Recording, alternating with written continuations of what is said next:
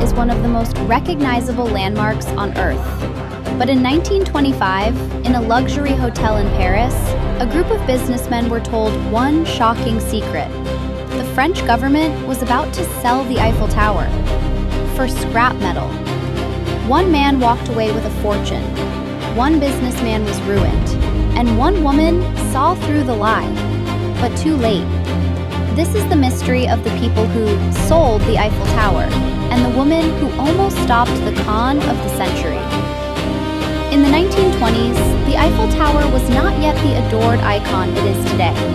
It was expensive to repaint, rusting, and many Parisians still thought it was an ugly iron skeleton cluttering the skyline. Newspapers complained about the cost of keeping it standing. Reading one of those articles in a Paris cafe was a man named Victor Lustig, a multilingual, charming professional con artist who drifted through Europe and America under the title Count. To Victor, that newspaper wasn't just news. It was a blueprint for his most ambitious scam yet. Lustig decided to impersonate a senior French official. He had a forger create official-looking government letterhead, complete with seals and signatures. He became the Deputy Director General of the Ministry of Posts and Telegraphs and sent confidential invitations to a small group of the biggest scrap metal dealers in Paris. The invitations summoned them to a discreet meeting at the ultra-luxurious Hôtel de Crillon, just off the Place de la Concorde. The message was simple and shocking. The government had secretly decided to demolish the Eiffel Tower. It would be sold for scrap metal. They were among a very small, carefully chosen group of trusted businessmen invited to bid. In that quiet, carpeted meeting room, Lustig delivered his pitch. He played on three weaknesses. Greed. Thousands of tons of iron were up for grabs. Fear of missing out. Only a handful of insiders had been invited. Secrecy.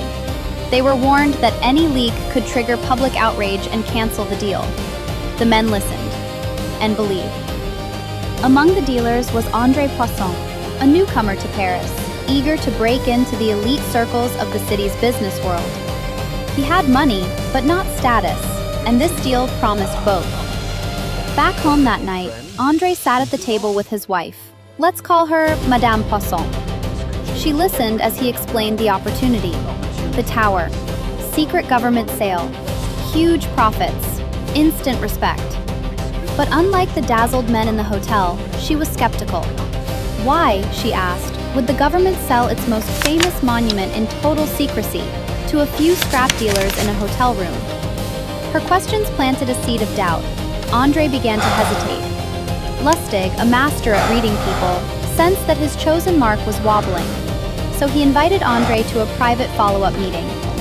When André arrived, he was torn between his ambition and his wife's instincts.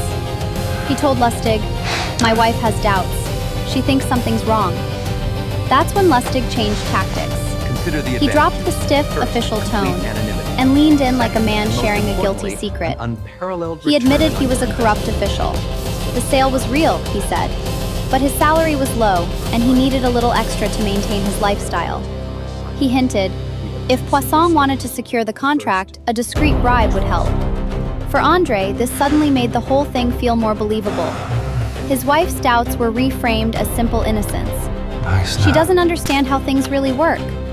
If there was a bribe involved, then this must be how real politics operated.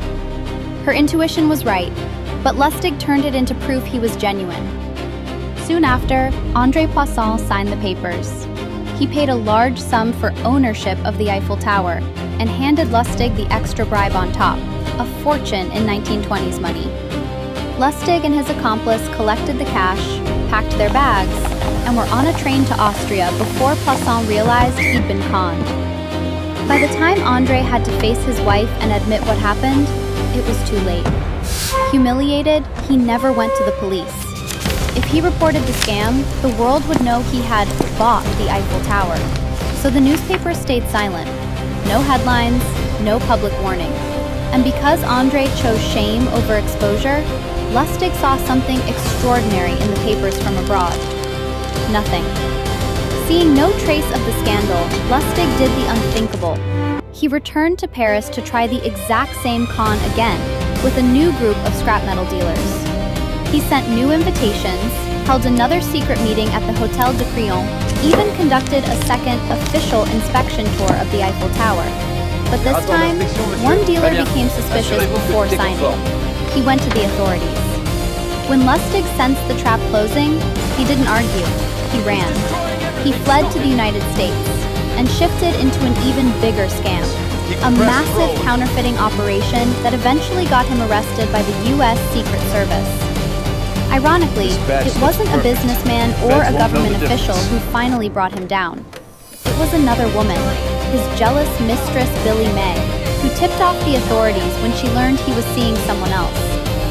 In the end, the Eiffel Tower never moved, but on paper, in one man's mind, it was bought and paid for, while his wife, who sensed the danger from the start, was ignored.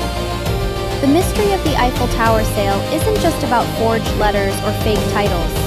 It's about how easily belief can be manipulated, and how often the quiet voice saying, "This feels wrong," gets talked over. So the next time a once-in-a-lifetime deal lands in your lap, remember Victor Lustig, André Poisson, and the woman who tried to stop it. Would you have listened to her?